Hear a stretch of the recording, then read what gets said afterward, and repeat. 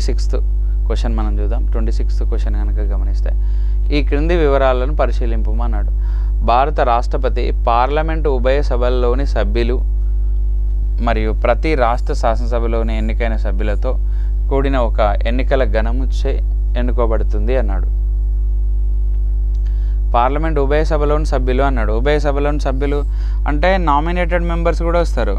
కాబట్టి nominated members president ఎలక్షన్లో పాల్గొన్నారు కదా, కాబట్టి ఇచ్చినటువంటి ఆప్షన్ రాంగ్.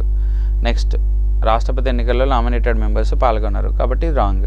నెక్స్ట్, భారత ఉపరాష్ట్రపతి పార్లమెంట్ ఉభయ సభల్లోని సభ్యులు మరియు ప్రతి రాష్ట్ర శాసనసభలోని ఎన్నికైన సభ్యులతో కూడిన ఒక ఎన్నికల గణంచే ఎన్నుకోబడతారా అన్నాడు.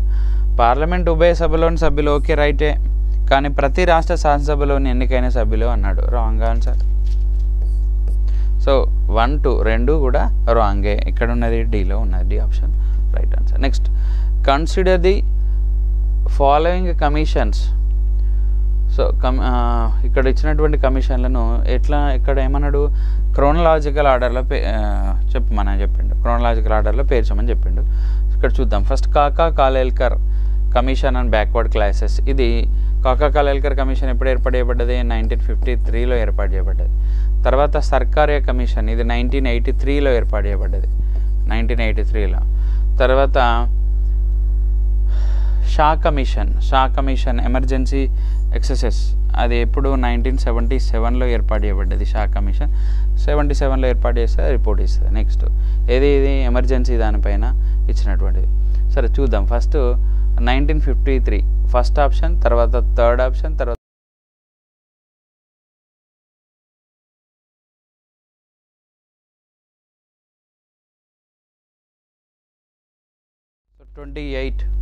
28 క్వశ్చన్ మనం ఇప్పుడు చూద్దాం. లోక్సభ స్పీకర్ ఈ సమయంలో గిల్టన్ చేయు అధికారాన్ని కలిగి ఉంటాడు అన్నారు. సో డిమాండ్లను చర్చించిన తర్వాత రాంగ్ ఆన్సర్. పార్లమెంట్లో డిమాండ్లను చర్చించిన తర్వాత అన్నాడు, రాంగ్. డిమాండ్లను చర్చించి ఆమోదించిన తర్వాత అన్నాడు, ఇది కూడా రాంగ్. ఏంటంటే అసలు గిల్టన్ తీర్మానం ఎప్పుడు అవకాశం ఇస్తారంటే పార్లమెంట్ సమావేశాలు ముగియడానికి దగ్గరగా, అంటే సమయం తక్కువ ఉన్నప్పుడు, ఆమోదించాల్సిన బిల్లులు ఎక్కువగా ఉన్నప్పుడు ఆ గిల్టన్ తీర్మానానికి అవకాశం ఇస్తాడు లోక్సభ స్పీకర్. సో ఇక్కడ బడ్జెట్ చర్చల కొరకు కేటాయించబడిన సమయం ముగుస్తున్నప్పుడు బిల్లును ఆమోదించాలి కాబట్టి వెంటనే గిల్టన్ తీర్మానానికి అవకాశం ఇస్తాడు. కాబట్టి ఇది రైట్ ఆన్సర్. ఓకే, కోతతో డిమాండ్లు ఆమోదించబడిన కోత తీర్మానాలు అంటే ఇది wrong. Okay, next 29th question. అవశిష్ట శాసనాధికారాలకు సంబంధించి ఈ క్రింది వివరణలలో ఏవి సరి అయినవి అన్నాడు. అవశిష్ట శాసనాధికారాలకు సంబంధించి ఈ క్రింది వివరణలో ఏవి సరి అయినవి చూద్దాం మనం. ఉమ్మడి జాబితాలో పొందుపరచబడని ఏ అంశమైనా శాసనం చేయడానికి లోక్సభకు పూర్తి అధికారాన్ని కలిగి ఉంటుంది అన్నాడు. లేదు కదా, 2 సభలకు అవకాశం ఉంటుంది. అవశిష్ట శాసనాధికారాలు రాజ్యాంగంలోని ప్రకరణ 248 నందు పొందుపరచబడినవి అన్నాడు. ఇది రైటే. నెక్స్ట్ వచ్చేసి మనకి అవశిష్ట అధికారాలు 3 జాబితాల్లో దేనిలోనూ పేర్కొనబడని పన్ను విధింపు అధికారంతో కూడి ఉంటాయని. పన్ను విధింపు అధికారం అని కదా, ఏదైనా 3 జాబితాల్లో పేర్కొనబడని ఏ అంశమైనా అక్కడ ఓన్లీ పన్ను విధింపు అన్నాడు. కాబట్టి ఇది కూడా రాంగే. నెక్స్ట్, రాజ్యాంగంలోని ప్రకరణ 248 అదనపు న్యాయస్థానాల ఏర్పాటును కలుగజేస్తుంది అన్నాడు. 248 అదనపు న్యాయస్థానాలను కలుగజేస్తుంది అన్నాడు. సో అది 3 అదనపు న్యాయస్థానాలు ఏర్పాటు గురించి ఎక్కడ కూడా మెన్షన్ చేయలేదు కాబట్టి సో ఇది రైట్ ఆన్సర్ అవుతుంది. 3 జాబితాల్లో మెన్షన్ చేయలేదు కాబట్టి రైట్ ఆన్సర్ అవుతుంది. కాబట్టి 2 and 4 రైట్ ఆన్సర్, అంటే సి అనేటువంటిది రైట్. నెక్స్ట్ తర్వాత చూద్దాం. 29 అయిపోయింది. నెక్స్ట్ 30వ క్వశ్చన్ కనుక చూద్దాం. భారత రాజ్యాంగానికి సంబంధించి ఈ క్రింది వివరణలో ఏది లేదా ఏవి సరి అయినవి అన్నాడు. చూద్దాం. స్టాక్ ఎక్స్చేంజ్ ఏవి సరి అయినవి అన్నాడు. స్టాక్ ఎక్స్చేంజ్ ఏ జాబితా? రాష్ట్ర జాబితా, రైటే. ఫారెస్ట్ అనేది ఉమ్మడి జాబితా, ఏవి సరి అయినవి అన్నాడు. ఫారెస్ట్స్ అనేటువంటివి అడవులు, ఉమ్మడి జాబితా అన్నాడు. నెక్స్ట్ బీమా ఇన్సూరెన్స్ అనేటువంటిది ది యూనియన్ లిస్ట్, కేంద్ర జాబితా. So insurance the union list అనేది కేంద్ర జాబితా, ఇది కేంద్ర జాబితా.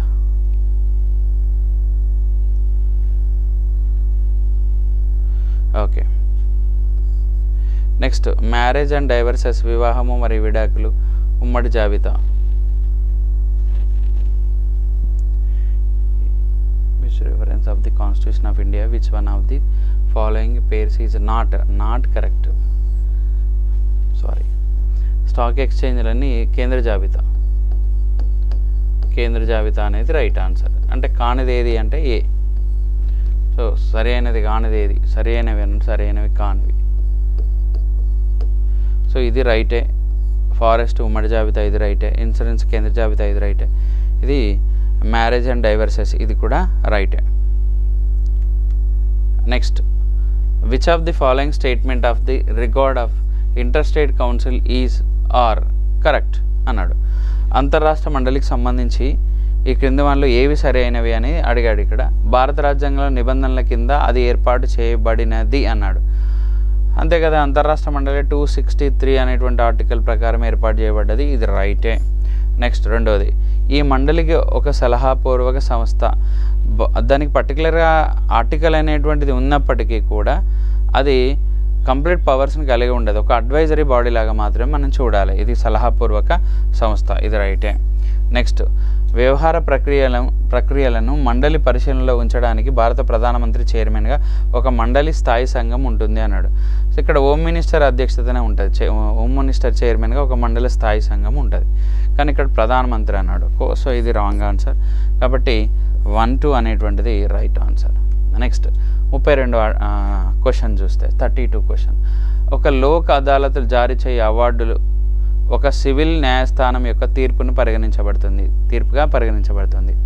లోక్ అదాలతుల యొక్క అవార్డు అంతిమమైనది మరియు అన్ని పక్షాలు దీనికి కట్టుబడి ఉండాలి. దీనికి వ్యతిరేకంగా ఏ న్యాయస్థానం అందు అప్పీల్ చేయడానికి వీలు లేదు అన్నాడు. ఎస్ రైటే. ఓకే, ఇది రైటే. ఒక లోక్ అదాలత్ జారీ చేయ అవార్డు సివిల్ న్యాయస్థానం యొక్క తీర్పును పరిగణించబడుతుంది, ఇది కూడా రైటే. ఏ రైటే, ఆర్ రైటే. బట్ దానికి దీనికి సంబంధం అనేటువంటిది లేదు.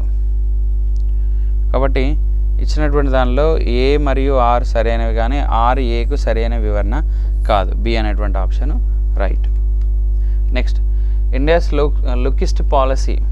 సో లుకిస్ట్ పాలసీ విధానాన్ని ప్రవేశపెట్టింది, దాని గురించి అడిగారు. చూద్దాం మనం ఏవేవి ఆప్షన్లు రైట్ అనేది. సరి అయినవే ఇచ్చాడు. ఇక్కడ సరి అయిన జవాబులను గుర్తించము అన్నాడు. నెక్స్ట్, హెచ్డి దేవేగౌడ భారత ప్రధానమంత్రి ఉన్న కాలంలో ఈ లుకిస్ట్ పాలసీ పొందుపరచబడింది అన్నాడు. కాదు, ఇది పివి నరసింహారావు కాలంలో పొందుపరచబడింది. కాబట్టి ఇది రాంగ్ ఆన్సర్. నెక్స్ట్, ఆగ్నేయాసియా దేశాల దిశగా అది నిర్దేశించబడినది అన్నాడు. సో ఆగ్నేయాసియా దేశాల దిశగా అంటే ఎస్, ఇది రైట్ ఆన్సర్ అవుతుంది. నెక్స్ట్, తీవ్రవాద నియంత్రణ గురించినది అన్నాడు. తీవ్రవాద నియంత్రణ గురించింది ఇది కాదు, ఆర్థిక సహకారంతో డెవలప్మెంట్ గురించి సంబంధించినది ఇది. కాబట్టి ఆర్థిక సహకార ప్రాతిపదికన వివిధ దేశాలతో బంధాన్ని అభివృద్ధి చేసుకునేందుకు ఉద్దేశించబడినది, ఇది రైట్ ఆన్సర్. సో ఇక్కడ 2 and 4 అనేటువంటిది రైట్ ఆన్సర్. 2 and 4 అంటే సి అనేటువంటి ఆప్షన్ రైట్ ఆన్సర్. నెక్స్ట్ 34 అనేటువంటి చూద్దాం మనం. 34వ అంశాన్ని చూస్తే, ప్రణాళిక సంఘానికి సంబంధించి ఈ క్రింది వివరణలో ఏది సరి అయినది కాదు. ప్రణాళిక సంఘానికి సంబంధించి క్రింది వివరణలో ఏది సరి అయినది కాదు అన్నాడు. అది ఒక సలహాపూర్వక సంస్థ క్యాబినెట్ సిఫారసులు చేస్తుంది అన్నాడు. సో రైటే ఇది. సలహాపూర్వక సంస్థనే క్యాబినెట్ సిఫారసులు చేస్తారు, రైట్ ఇది. అభివృద్ధి కార్యక్రమాలు పథకాల అమలుకు అది బాధ్యత వహిస్తుంది అన్నాడు. అభివృద్ధి కార్యక్రమాలకు పథకాల అమలుకు బాధ్యత వహించదు, అది జస్ట్ ఏం చేస్తుంది, ఓన్లీ ప్రపోజల్స్ డబ్బులను రిలీజ్ చేయడం అట్లాంటివి చేస్తుంది తప్ప సో పూర్తి బాధ్యత అనేటువంటిది వహిస్తుంది అన్నాడు. సరి అయినది కాదు ఇది. ఓకే, నెక్స్ట్ బి అనేటువంటిది రైట్. సో ఇది సరి అయినదే. ఓకే, సరి కానిది గుర్తించమన్నాడు, ఇది సరి కాదు. నెక్స్ట్, దేశంలోని వనరులు అత్యంత సమర్థవంతంగా సమతుల్యంగా వినియోగించుకోవడానికి అవసరమైన ప్రణాళికలను సూత్రీకరించుటకు బాధ్యత వహిస్తుంది. అత్యంత సమర్థంగా మరియు సమతుల్యంగా వినియోగించుకోవడానికి అవసరమైన ప్రణాళికను సూత్రీకరించుటకు బాధ్యత వహిస్తుంది. ఎస్ కరెక్టే ఇది. ఓకే, సరే అనేది కానేది గుర్తించమన్నాడు. ఇప్పటి వరకు చూసిన దానిలో బిఆర్ ఒక్కటే సరే అనేది కాదు. సో అది రాంగ్ ఆన్సర్. ఆర్థిక అభివృద్ధికి అదే రైట్ ఆన్సర్. అంటే రాంగ్గా ఉంది కాబట్టి ఇది రైట్. ఆర్థిక అభివృద్ధికి ఆటంకపరిచే అంశాలను అది గుర్తిస్తుంది. ఆర్థిక అభివృద్ధికి ఆటంకపరిచే అంశాలను అది గుర్తిస్తుంది. బి అనేటువంటిది ఓన్లీ రైట్. నెక్స్ట్ తర్వాత 35th. సో 35th దానికి సంబంధించి వాక్ స్వాతంత్ర మరియు భావ ప్రకటన స్వేచ్ఛ హక్కుపై పరిమితులు ఈ కారణాల వలన విధించబడినవి. ఓకే, ఫస్ట్ భారతదేశ సార్వభౌమాధికారము మరియు సమగ్రత. అంటే భావ ప్రకటన పైన పరిమితులు ఎందులో ఉన్నాయి మనకి, ఏ ఆర్టికల్లో ఉన్నాయంటే 19 Clause 2లో మెన్షన్ చేయబడ్డాయి. 19 Clause 2లో. ఇది 19 Clause 1లో ఉన్నాయి మనకు. ఏది 6 రకాల స్వేచ్ఛల గురించి 19 Clause 1Aలో ఉన్నాయి. వాటిపైన పరిమితుల గురించి 19 Clause 2లో మెన్షన్ చేయబడ్డాయి.